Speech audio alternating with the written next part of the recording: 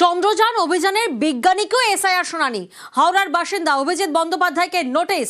চন্দ্রযান অভিযানে গুরুত্বপূর্ণ ভূমিকা পালন করেন তিনি, আর তাকে এসআইআর শুনানির নোটিশ। দেবাশিস প্রতিনিধি আমাদের সঙ্গে রয়েছেন।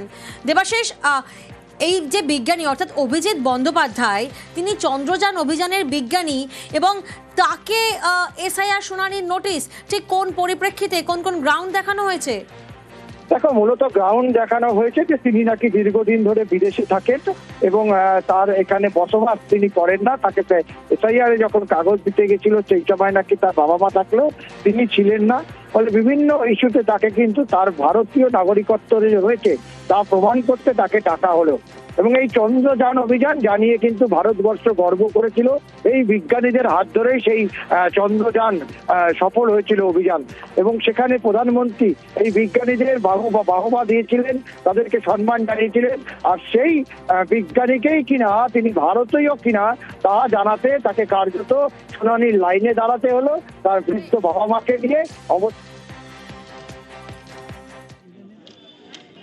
সব মানুষেরই খুব অসহায় অবস্থা।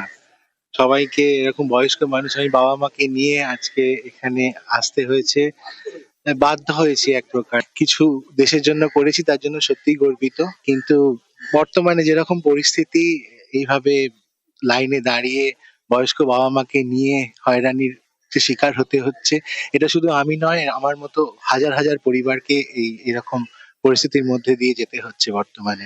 এটা খুবই দুঃখজনক।